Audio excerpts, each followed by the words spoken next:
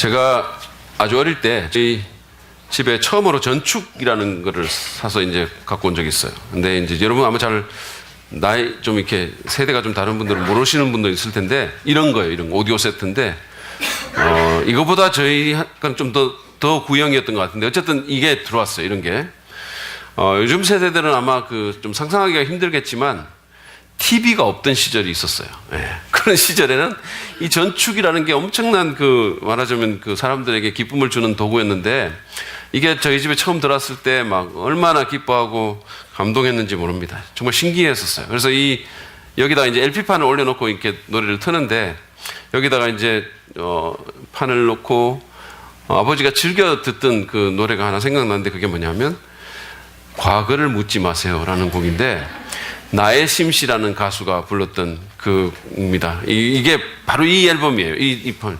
나의 심 히트 앨범 이거인데 여기 보면 이제 과거를 묻지 마세요라는 그 곡이 거기 있어요. 이 가사가 어떠냐면 장벽은 무너지고 강물은 풀려 어둡고 괴로웠던 세월도 흘러 끝없는 대지 위에 꽃이 피었네. 아 꿈에도 잊지 못할 그립던 내 사랑아 한 많고 서름 많은 과거를 묻지 마세요. 과거를 묻지 마세요. 뭐 이런 거였었어요. 근데 이제 저희 아버지가 사실은 뭐 이렇게 가요를 그렇게 좋아하시는 분은 아니었는데 이 곡은 굉장히 좋아하시고 자주 들으셨어요. 왜 그랬는지 제가 정확하게 모르겠어요. 아마 그 가난한 촌농의 그 아들로 태어나가지고 굉장히 고생하고 험하게 힘든 삶을 살았으니까 그 한 많고 서름 많은 과거를 묻지 마세요. 그 가사가 이렇게 좀 이렇게 공감이 됐었는지 모르겠어요. 아주 즐겨 들으셨습니다. 그래서 저는 사실은 그 당시에는 뭐 과거가 별로 없었지만 그럼에도 불구하고 저도 이렇게 듣다 보니까 흥얼거리게 되고 따라 부르게 되고 그랬었어요. 그래서 지금까지도 이렇게 기억이 나는 거예요.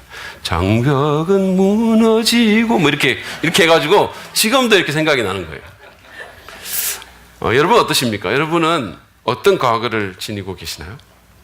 혹시 지워버렸으면 싶은 그런 오점이 있으십니까?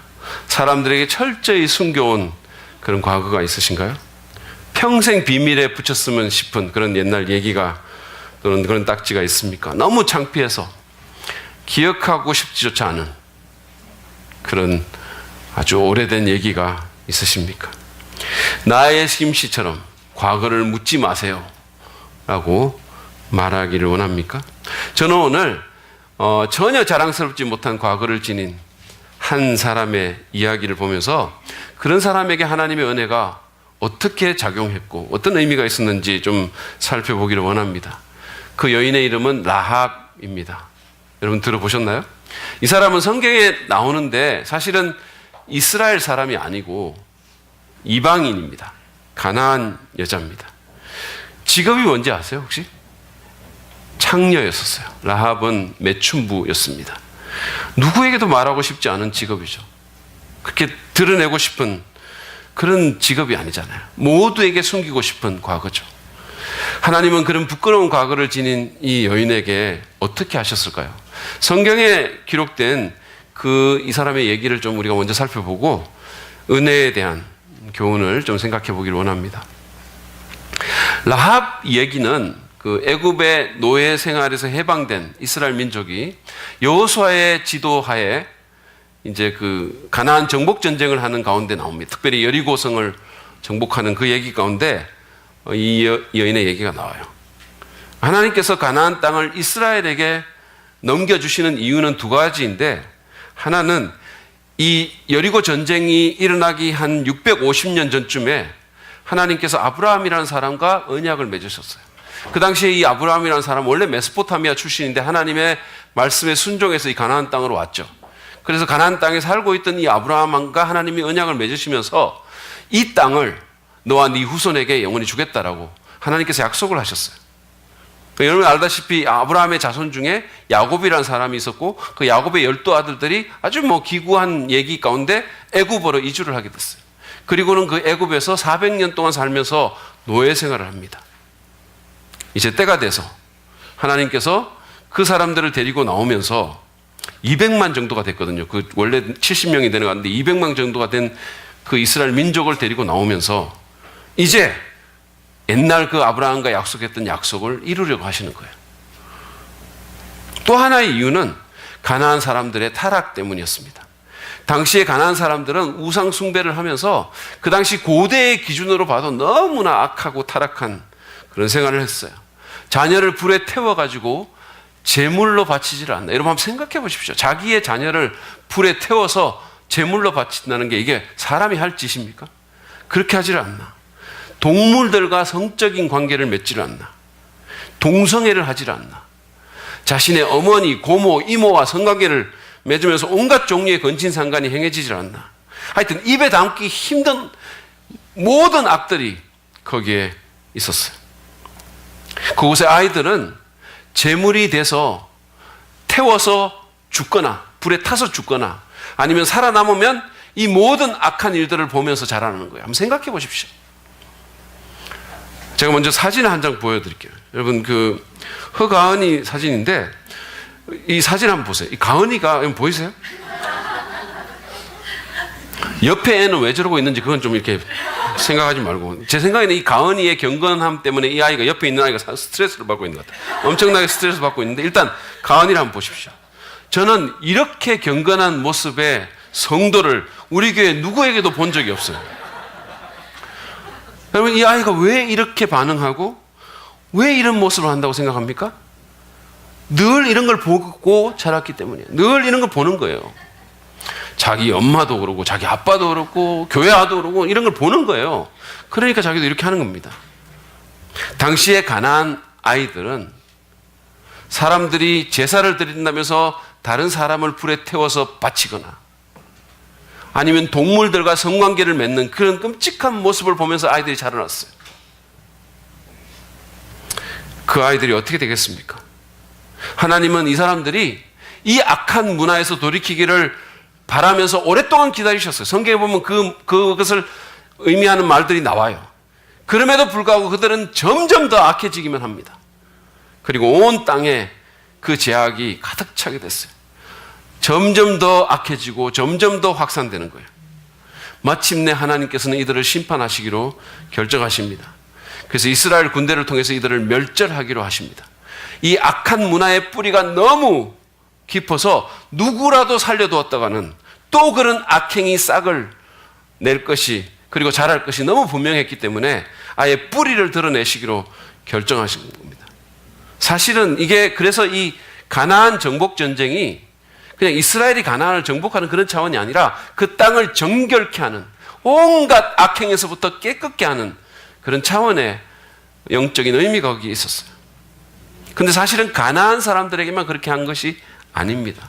나중에 거기 들어간 이스라엘 사람들이 또 우상 숭배를 하고 또 악행을 했을 때 하나님은 바벨론을 통해서 그 이스라엘 사람들을 무섭게 심판하고 그 땅에서 그들을 또 쫓아내 버리셨어요. 그 땅을 정결케 하시는 겁니다. 이 가나안 사람들은 하나님께서 이스라엘 사람들을 어떻게 구원하셨는지를 너무 잘 알고 있었어요. 이미 알고 있었습니다. 어떻게 홍해를 가르고 어떻게 홍수로 범람하는 요단강을 멈추게 해서 그들을 이끄셨는지를 알고 있었습니다. 당시의 세계관은요, 이 전쟁을 신들의 싸움으로 봤어요. 요즘은 그렇게 생각들 안 하잖아요. 그런데 그 당시에는 그 세계관 자체가 그 고대 근동의 모든 나라들이 전쟁 자체를 어떻게 생각했냐면 신들이 싸우는 걸로 이해를 했어요. 그런데 이스라엘의 하나님은 당시에 최강대국인 이집트의 그 군대를 홍해에 수장시킬 정도로 막강한 하나님이셨어요. 강력한 하나님이셨습니다. 그런 것을 다 알면서도 가나안 사람들은 그곳을 떠나거나 또는 이스라엘에 항복하지 않고 전쟁을 하기로 결정한 겁니다. 자기들의 악행을 회개하고 하나님의 자비를 구하기보다는 창과 칼을 든 것입니다. 이것은 그 당시의 세계관에서 하나님과 싸우겠다는 의미를 보여준 거예요. 하나님하고 내가 싸우겠습니다. 그래서 여호수아는 여리고를 공격하기로 결정합니다.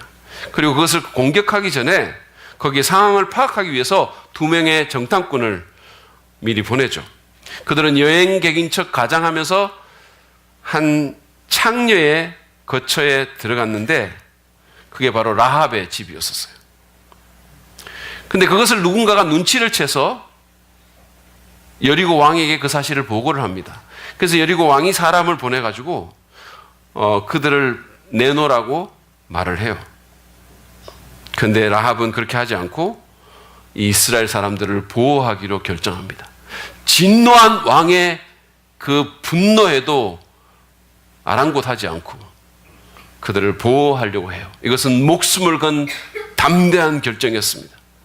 그녀는 이 두 정탐꾼을 자기 지붕 위에다가 숨깁니다. 거기 늘어놓은 3대 속에 숨겨놓고 그리고 이렇게 둘러댑니다. 여호수아 2장 4절부터 5절 말씀이에요.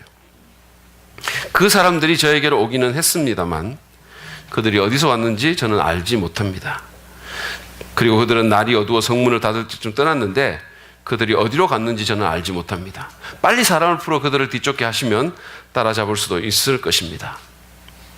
라합이 이 절체절명의 순간에 거짓말을 했다고 너무 비난하지 마시기 바랍니다.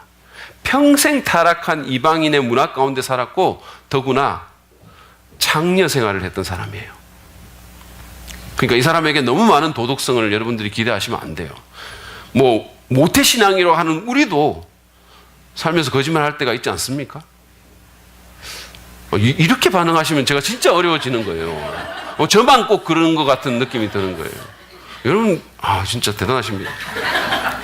거짓말은 분명 잘못된 거지만 적어도 라합은 그냥 자기가 살아왔던 방식대로 목숨을 걸고 그러나 용기 있게 하나님 편에 서겠다는 결단을 한 거예요.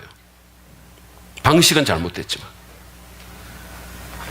왕이 보낸 사람들이 사라진 후에 그녀는 재빨리 지붕에 올라가서 자신이 왜 그렇게 했는지를 두 스파이에게 설명합니다. 근데 이 라합의 말은 그 당시에 자기의 상태, 자기의 신앙도 보여주지만 그 당시 여리고 사람들의 어떤 심리 상태도 잘 보여줍니다. 여호수아 2장 9절부터 보시죠. 나는 주님께서 이 땅을 당신들에게 주신 것을 압니다. 안다 그랬어요. 이거 이미 당신들 거라는 건 내가 안다 그랬어요.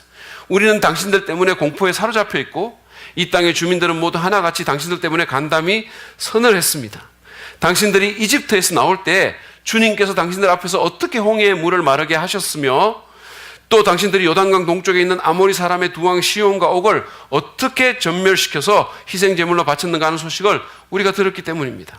우리는 그 말을 듣고 간담이 선을 했고 당신들 때문에 정신을 잃고 말았습니다. 위로는 하늘에서 아래로는 땅 위에서 과연 주 당신들의 하나님만이 참 하나님이십니다.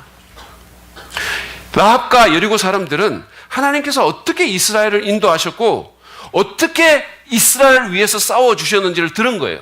이스라엘을 죽이려고 하는 군대를 이스라엘에게 적대적이었고 이스라엘이 지나가지도 못하도록 하던 그 군대들을 하나님께서 어떻게 물리쳐 주셨고 어떻게 그 거대한 장애물 홍해 같은 바다를 갈라주셨는지 들었다는 거예요. 여러분 지금 우리가 이렇게 세속적인 세계관을 갖고 있는 이 세상에서도 만약에 바닷물이 쫙 갈라져 가지고 사람들이 거기 걷는다면 이건 보통 일이야. 이건 뭔가 신적인 작용이 있을 거라고 생각할 거 아니겠어요? 그런데 그 당시는 지금보다는 훨씬 영적인 세계관이었어요. 홍해가 갈라졌고 이스라엘 사람들이 건넜어요. 그러면 누구나 하나님이 그랬다고 인정할 만하지 않겠어요? 그럼에도 불구하고 그들은 그냥 두려워하긴 했지만 그것도 정신을 잃을 정도로 두려워하긴 했지만 하나님을 믿으려 들지는 않았어요. 참 희한하죠? 왜냐하면 찌기 싫은 거예요. 항복하기 싫은 거예요. 안전지대를 떠나기 싫은 거예요. 기득권을 내려놓기 싫은 거예요. 늘 그대로 했던 것처럼 하고 싶은 거예요. 그러나 라합은 그냥 두려워하는 데서 그치지 않고 이분만이 참 하나님이라는 믿음을 갖고 그 고백을 한 거예요. 그래서 다들 전쟁을 준비하는 와중에 그녀는 이스라엘 정탐꾼에게 항복의 뜻을 내비치면서 보호를 요청합니다. 12절이에요. 내가 당신들에게 은혜를 베풀었으니 이제 당신들도 내 아버지의 집안에 은혜를 베푸시겠다고 주님 앞에서 맹세를 하시고 그것을 지키겠다는 확실한 징표를 저에게 주십시오. 그리고 나의 부모와 형제 자매들과 그들에 속한 모든 식구를 살려주시고 죽지 않도록 우리의 생명을 구하여 주십시오. 이 요청에 대해서 정탐꾼들은 그렇게 하겠다고 약속을 하고 이스라엘 군대들이 여리고에 들어올 때 알아볼 수 있도록 그 집 창문에 붉은 줄 하나를 매달아 달라고 말을 했어요. 그래서 운명의 날, 그날 라합의 집에 모인 모든 사람은 목숨을 구할 수 있게 한 것입니다. 여러분 어쩐지 6월절 얘기 생각이 나지 않으세요? 그때도 하나님께서 죽음의 사자가 막 돌아다니는 그 무서운 밤에 어린 양의 붉은 피가 문설주에 발라져 있는 사람이면 거기를 넘어가겠다고 말씀했어요. 붉은 줄은 아니었지만 붉은 피가 거기에 발려져 있었던 겁니다. 사실은 이스라엘 사람이든 애굽 사람이든 상관없었어요. 붉은 피 안에 있으면 누구든지 안전했어요. 그래서 사실은 이 모든 붉은 줄이나 붉은 피는 예수 그리스도의 십자가 죽음을 상징하는 거죠. 엄청난 재앙의 날에 이스라엘을 그토록 괴롭히던 애굽인들에게 하나님이 은혜를 베푸셨어요. 왜냐하면 그들도 은혜를 받았어요. 그 안에 들어가서. 그랬던 하나님이 이제는 기껏해야 그분의 이름밖에 모르는 이방 창녀에게도 은혜를 베푸시려는 겁니다. 이 정탐꾼들은 라합의 도움으로 무사히 돌아왔고 후일 여호수아는 하나님의 초자연적인 역사로 여리고성을 정복합니다. 그리고 그런 끔찍한 전쟁의 와중에서 하나님은 가나안 창기의 단순한 믿음을 보시고 한 가족의 목숨을 보존해 주셨습니다. 여호수아 6장 24절부터 25절 말씀입니다. 보시죠. 그들은 그 성읍과 그 안에 있는 모든 것을 불로 태웠다. 그러나 음이나 근이나 노시나 철로 만든 그릇만은 주님의 집 금고에 들여놓았다. 여호수아는 창녀 라합과 그의 아버지 집과 그에게 딸린 사람을 다 살려주었다. 라합이 오늘날까지 이스라엘 백성 가운데 살고 있는데 그것은 여호수아가 여리고를 정탐하도록 보낸 사람들을 그가 숨겨주었기 때문이다. 성경 기자는 라합이 목숨을 건졌을 뿐만 아니라 더 놀라운 사실 하나를 이 구절에서 말을 해줘요. 그것은 뭐냐면 라합이 오늘날까지, 다시 말해서 성경 기자가 이 글을 기록하는 그 순간까지 라합이 이스라엘 백성 가운데 살고 있었다는 거예요. 사실은 목숨을 구해주는 것은 그냥 살게 하는 거하고 또 다른 거예요. 왜냐하면 목숨 구해주고 다른 데로 보낼 수도 있잖아요. 그런데 모세의 율법대로라면 돌에 맞아서 죽어 마땅한 가나안의 창녀가 하나님 백성의 일원이 된 거예요. 이스라엘 공동체에 당당히 들어가서 언약의 딸로 입양이 되고 그 일원으로 살게 됐던 것입니다. 그런데 이게 이야기의 끝이 아니에요. 마태복음을 보면 이 전직 창녀 라합은 살몬이라는 이스라엘의 젊은이와 결혼을 합니다. 그리고 거기서 보아스라는 아들을 낳아요. 부모의 신앙과 용기와 은혜로운 마음을 물려받은 보아스는 모압에서 온 룻이라는 불쌍한 가부와 결혼을 합니다. 그리고 그 혈통에서 위대한 왕 다윗이 탄생해요. 마태복음 1장 5절부터 6절 말씀입니다. 살몬은 라합에게서 보아스를 낳고 보아스는 룻에게서 오벳을 낳고 오벳은 이새를 낳고 이새는 다윗 왕을 낳았다. 놀라운 은혜의 반전이에요. 라합은 더 이상 가나안 사회의 밑바닥을 전전하던 더러운 창기가 아니었습니다. 그녀는 이스라엘 공동체의 당당한 일원이 됐을 뿐만 아니라 사랑받는 아내, 존경받는 어머니가 됐어요. 그리고 결국은 이스라엘의 가장 위대한 왕 다윗의 조상이 된 것입니다. 근데 여러분, 그게 또 다가 아니에요. 마침내는 이 혈통에서 왕 중의 왕 메시아가, 예수 그리스도가 나왔어요. 그녀는 당당히 메시아 가게의 이름을 올리게 된 것입니다. 이게 마태복음의 족보가 전해주는 의미예요, 사실은. 여러분이 그토록 싫어하는 마태복음 1장의 그 족보가 마음 먹고 신약을 펼쳤는데 그냥 우리를 좌절시키는 그 끔찍한 족보가 사실은 하나님의 아름다운 은혜를 증언하는, 간증하는 그런 기록인 것입니다. 이처럼 이방에 한 멸시받던 창녀가 인류가 생존하는 동안은 영원히 계속해서 사람들에게 읽힐 성경에 그 이름을 당당히 올리고 한 왕조의 시조가 되는 놀라운 역사가 일어난 것입니다. 이 얘기가 떳떳지 못한 과거를 지닌, 숨기고 싶은 과거를 지니고 정말 복잡한 현재의 메인 우리에게 주는 교훈은 무엇일까요? 그리고 그 은혜에 대해서 주는 교훈은 무엇일까요? 첫 번째로, 하나님의 은혜는 사람을 가리지 않고 있는 모습 그대로 받아준다는 겁니다. 하나님의 은혜는 사람을 가리지 않고 그 모습 그대로 그냥 받아줘요. 여러분, 라합은 안 좋은 조건을 다 가진 사람이었어요. 이방인에다가 여자였습니다. 여러분, 오해하지 마십시오. 제가 여자를 낮게 본다는 그런 뜻은 아니에요. 윤석헌 목사님은 자기 부인만 높게 보지만 저는 모든 여자를 거의 다 높게 봅니다. 사실은 제가 신학교에서 이 부부 학생을 가르쳐 보면요, 거의 대부분의 경우에 예외 없이 부인이 남편보다 공부를 잘해요. 그래서 제가 여자의 가치를 높이 보게 됐다니까요. 윤 목사님의 경우도 예외는 아니에요, 사실은. 혹시 이 설교를 방송으로 보고 계신 가경순 여사님 죄송합니다. 그렇지만 며느님이 더 잘하셨어요.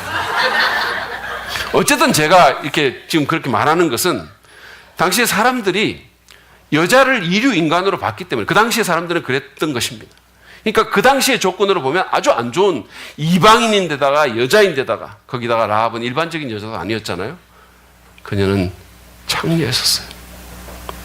창녀라는 꼬리표를 가진 사람이었습니다. 그런데 그런 라합도 하나님의 은혜에서 배제되지 않았습니다. 그녀는 그 모습 그대로 은혜를 받았고 그 상태 그대로 그냥 받아들여진 거예요. 정탐꾼들은 그녀가 직업을 바꿔야만 구해주겠다고 말하지 않았어요. 삶의 변화를 선행 조건으로 내걸지도 않았습니다. 라합의 부정적인 꼬리표는 하나님께 다가가는데 전혀 장애물이 되지 않았어요. 하나님은 과거를 묻지 않으셨습니다. 현재의 수치스러운 모습과 연약함도 문제가 되지 않았어요. 라합은 사실은 내가 하나님 편에 서겠다고 하는 바로 그 순간에도 그 여리고 군인들을 향해서 거짓말을 했잖아요. 그런데 그조차도 하나님은 용서해 주시고 그저 그녀의 작은 믿음을 보시고 현직 창녀인 그녀에게 은혜를 베푸신 거예요. 이것은 우리에게도 마찬가지예요. 사실 라합의 얘기는 우리 모두의 얘기입니다. 우리에게도 숨기고 싶은 과거가 있고 우리에게도 부끄러운 기억들이 있지 않습니까? 우리에게도 한심한 현실이 있고 낯뜨거운 꼬리표가 붙어 있지 않습니까? 비록 사람들에게 그런 것들을 안 들켰을지는 몰라도 숨기고 포장하고 포장해서 사람들이 그것을 모를지는 몰라도 하나님 다 아시잖아요. 그런데 그런 우리가 라합처럼 있는 모습 그대로 초대를 받았습니다. 도저히 하나님께 나아갈 수 없는 죄인이었지만 믿음으로 하나님과 관계를 맺도록 초대를 받은 겁니다. 감사하게도, 정말 감사하게도 하나님의 은혜는 사람을 가리지 않습니다. 조건을 걸지도 않습니다. 그냥 있는 모습 그대로 오라고 하십니다. 미국에서 이렇게 빌리 그레함의 목사님의 그 전도 집회를 보면 복음을 전하고 초청하는 시간에 언제나 부르는 찬송이 Just as I am 이라는 찬송이에요. 그 모습 그대로라는 찬송입니다. 우리 찬송으로는 큰 죄에 빠진 날 위에 주 보혈 흘려주시고 또 나를 오라 하시니 주께로 거저갑니다. 그 찬송이에요. 큰 죄에 빠진 날 위에 찬송 있잖아요. 근데 그 맨 마지막에 주께로 거저간다는 그 말이 주께로 있는 모습 그대로 갑니다. 그런 뜻이에요. 근데 그 찬송을 이렇게 부르면은요, 정말로 수많은 사람들이 있는 모습 그대로 나와요. 말총머리에 문신 새긴 사람들, 담배가 꽂고 있는 사람들, 흐느끼는 사람들, 노출이 심한 옷을 입은 사람들, 막 머리 아픈 사람들, 또는 정장 입고 막 자기여가 강한 사람들, 온갖 사람들이 그냥 그 모습 그대로 그냥 나가는 거예요. 때로는 부축받고 나가기도 해요. 저는 그 모습을 보면서 여러 번 울었어요. 얼마나 감동적인지 모릅니다. 물론 하나님께서 이렇게 하실 수 있는 것은, 다시 말해서 그냥 있는 모습 그대로 과거 있는 사람들, 부끄러운 사람들 다 받아주실 수 있는 것은 예수님께서 그 모든 사람들의 꼬리표를 달고 십자가에서 수치를 당하셨기 때문이에요. 사실은 우리의 모든 부끄러움이 다 벌거벗겨지고 다 드러나고 사람들에게 수치와 조롱을 받아야 마땅한데, 사람들이 모르는 꽁꽁 숨겨왔던 그 모든 것들이 다 그냥 드러나야 되는데, 예수님께서 우리를 대신해서 옷이 벗겨지시고 십자가에 달리고 죄인이 되시고 수치를 받으시고 조롱을 받으셨고 죽으셨기 때문입니다. 그래서 우리가 누구든지 나갈 수 있게 된 거예요. 그래서 우리가 있는 모습 그대로 나갈 수 있게 된 거예요. 그 과거의 꼬리표를 그냥 그대로 달고 그냥 나가는 거예요. 복음을 전해보면 예수 믿고 믿겠습니다. 수 끊고 나가겠습니다. 꼬리표 떼고 발을 떼겠습니다. 이런 거 저런 거 정리하고 가겠습니다. 이렇게 대답하는 사람들이 많아요. 여러분, 그럴 필요 없습니다. 그냥 있는 모습 그대로 하나님 앞에 나오면 됩니다. 그냥 있는 모습 그대로 하나님의 초대에 응하시면 돼요. 이미 예수님을 믿은 사람들에게도 이 원리는 그대로 적용됩니다. 때로 믿음의 삶을 살다가 넘어질 때가 있고 망가질 때가 있죠. 그래도 있는 모습 그대로 나가시면 돼요. 수치스럽고 창피해서 도망가고 싶더라도 그러지 마십시오. 그냥 나가세요. 하나님은 받아주십니다. 그분 우리 아버지세요. 제 아들이 참 잘 컸거든요. 저는 정말 우리 아들 자랑스러워해요. 정말로. 어떻게 저 같은 아버지한테 그런 아들이 나왔는지 모르겠어요. 정말 잘 컸는데 고3 때 한번 반항하면서 딱 한번 가출했던 적이 있어요. 찜질방에서 하루를 보내고 그 다음날 초췌한 모습으로 집에 들어왔는데, 여러분, 우리가 어떻게 했을 것 같습니까? 그냥 찜질방에서 영원토록 찜질이나 해라, 그냥. 뭐 이랬을 것 같으세요? 아니, 그냥 네가 찜이 되라, 그냥 뭐 이런 식으로. 안 그랬어요. 그렇게 초췌한 모습으로 들어왔는데 우리 집사람이 울면서 받았어요, 그 아이를.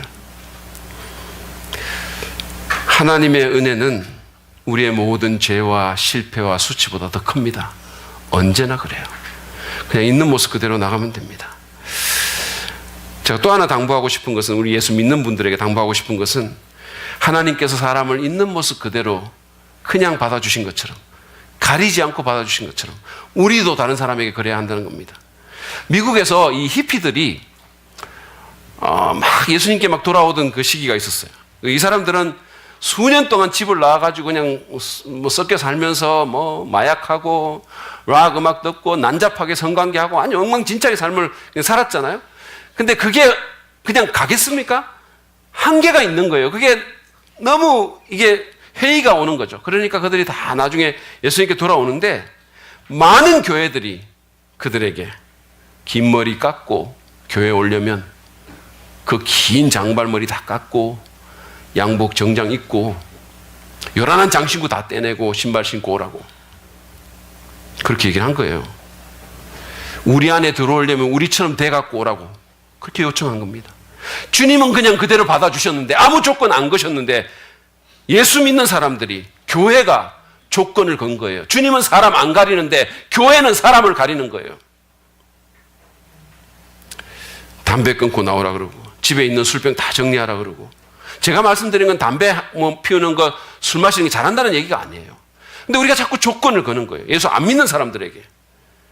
그리고는 우리도 꼬리표가 달려 있으면서도 좀 유별난 꼬리표가 달려있는 사람들은 이상한 눈길로 쳐다보고 정죄하고 싸늘한 시선 보내고 과거 캐묻고 정리하고 오라고 그렇게 요구하는 겁니다. 여러분, 그것은 옳지 않아요.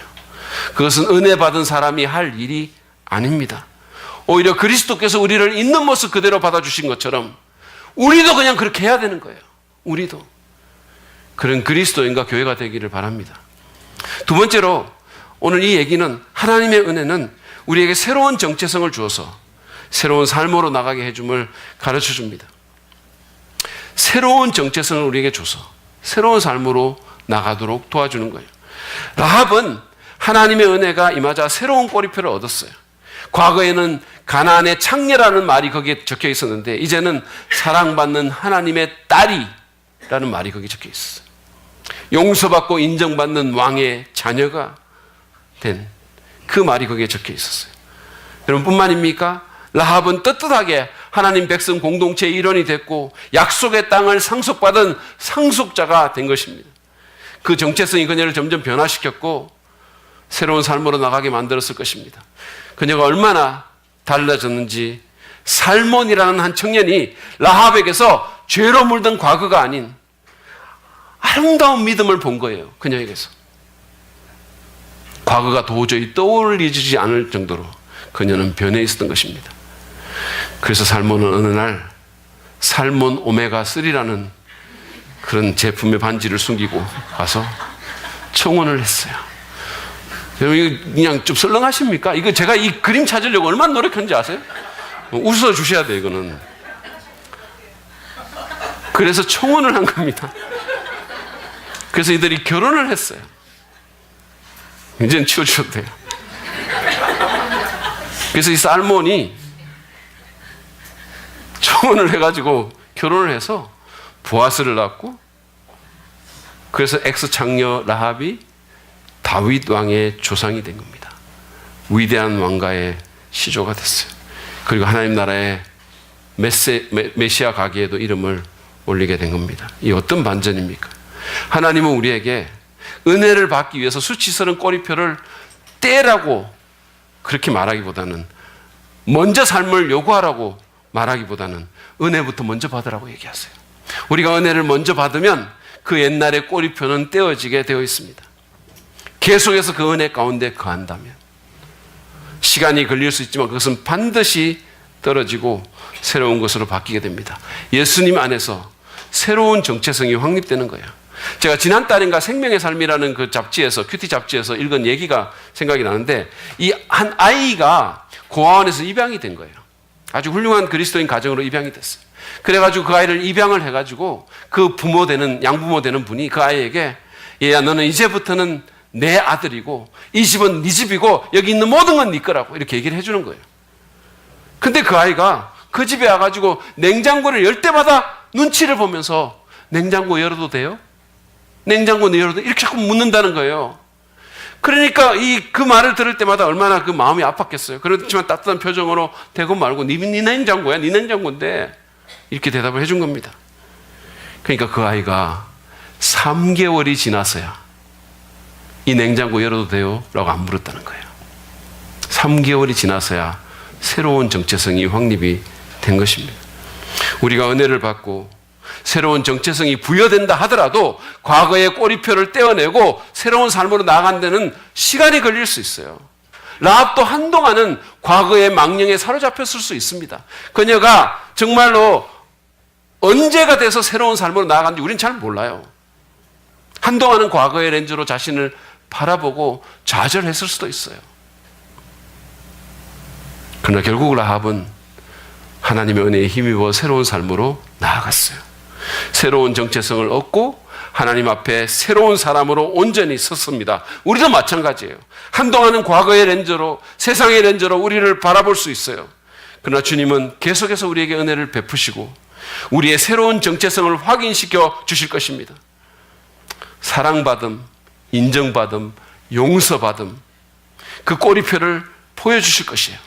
따라서 우리는 우리 자신과 다른 사람에게 시간을 주고 기다려줄 필요가 있습니다. 탁달하고 막 다그치고 막 위협하지 말아야 돼요.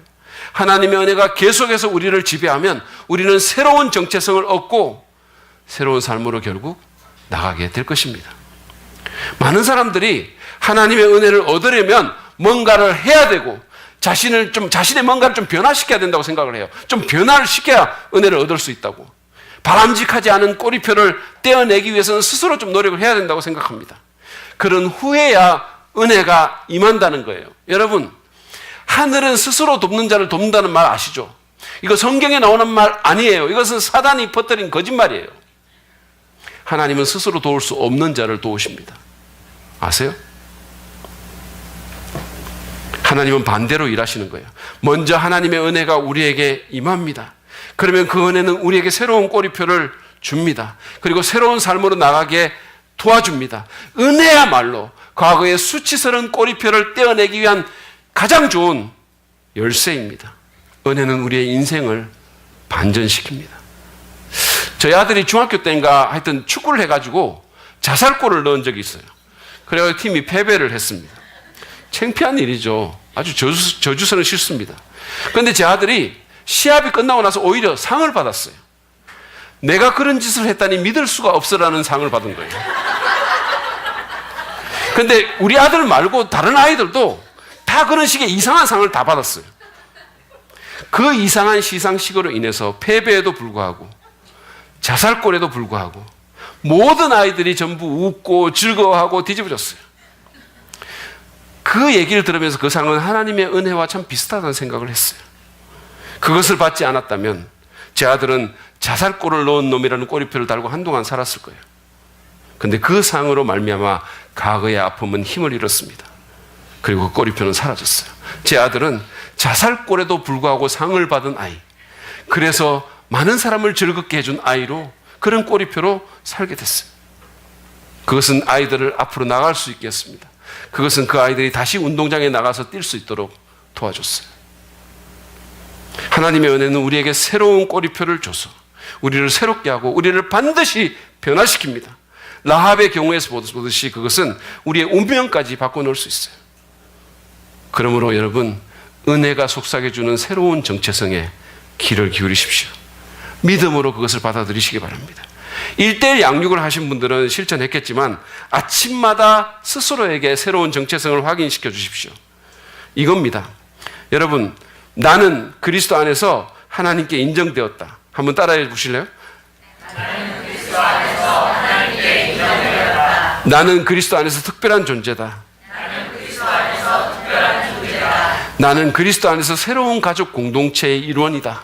나는 그리스도 안에서 새로운 가족 공동체의 일원이다. 이것이 하나님이 우리에게 주시는 새로운 정체성입니다. 그 외에도 수많은 것들이 있어요. 그러므로 여러분, 이 정체성을 날마다 확인하고 날마다 은혜의 보좌로 나가십시오. 과거의 꼬리표는 떼어질 것이고 여러분은 새로운 삶으로 나아갈 수 있게 될 것입니다.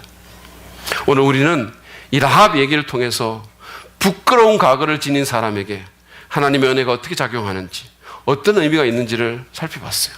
하나님의 은혜는 우리가 아무리 추한 과거를 지니고 있다 하더라도, 현실이 아무리 수치스럽고 팍팍하더라도 사람을 가리지 않고 있는 모습 그대로 받아주고 우리에게 새로운 정체성을 주어서 새로운 삶으로 나아가게 합니다. 그 사실을 기억하십시오. 켈빈 헌트라는 사람이 있어요. 이 사람은 마약 중독자였고 그걸로 인해서 죽음의 길로 달려가던 사람이었어요. 부인이 그리스도인이었는데 자기 남편을 보니까 이게 죽을 것 같거든요. 집에도 안 들어오고 그냥 이 사람 놔두면 그냥 정말 문자 그대로 죽을 것 같으니까 위기감을 느끼고 교회에 알려가지고 온 교회가 함께 남편의 구원을 위해서 간절히 기도를 했어요. 근데 어느 날 이 헌트가 자기 식구들이 교회에 간 시간을 딱 알아놓고 그 시간에 집에 들어간 거예요. 아주 식구들하고도 안 마주치려고 애를 쓰면서 거기 들어가가지고 냉장고에서 음식 꺼내 먹고 샤워하고 옷을 갈아입었어요. 그리고 피곤해서 좀 누워있는데 옷장 같은 데서 무슨 이상한 흐느낌 소리가 들리는 거예요. 그래서 막 무슨 소린가 싶어서 온 집안을 뒤졌지만 아무도 없는 거예요. 갑자기 두려운 마음이 들었어요. 다시 누워보려고 했는데 마음속에서 누군가가 네가 이제 지금 잠들면 다시는 깨어날 수 없을 거야. 그런 말을 하는 것 같았어요. 너무 당황했어요. 그래서 바로 부인이 달리는 교회로 달려갔습니다. 그리고는 교회 뒤쪽에 이렇게 서서 해중석을 바라보는데 아까 집에서 듣던 그 흐느낌 소리가 거기서 들리는 거예요. 바로 그 소리였었어요. 좀 더 크게 들리는 거예요. 놀랍게도 사람들이 자신의 이름을 부르면서, 그의 이름을 부르면서 기도하고 있었습니다. 그는 강단 앞으로 달려가서 무릎을 꿇고 울면서 기도했어요. 오 하나님, 나는 내가 그렇게 되지 않겠다고 했던 그 모든 일을 행하며 살았습니다. 부인의 삶에 오셔서 나를 자유롭게 해주십시오. 나는 예수님이 필요합니다. 하나님의 은혜가 이 마약 중독자에게 임했어요. 그리고 그는 예수님을 믿었어요. 그는 예수 안에서 자신의 새로운 정체성을 붙들었습니다. 유혹에 흔들린 적도 있었지만 그는 점차 새로운 삶으로 나아갔어요. 이 사람은 주님을 찬양하는 CCM 가수가 됐습니다. 그리고 많은 사람에게 영향을 끼치는 삶을 살았어요. 여러분, 숨기고 싶은 과거가 있으십니까? 현재의 상황이 수치스러우신가요? 그 모습 그대로 그냥 주님께 나가세요. 은혜는 사람을 가리지 않고 있는 모습 그대로 받아줍니다. 그리고 누구든지 새로운 사람으로, 새로운 삶으로 변화시켜 주실 것입니다. 그 축복이 여러분 모두에게 임하기를 간절히 바랍니다. 우리 이 시간에 하나님 말씀을 묵상하면서 주님 앞에 기도로 좀 나아가겠습니다.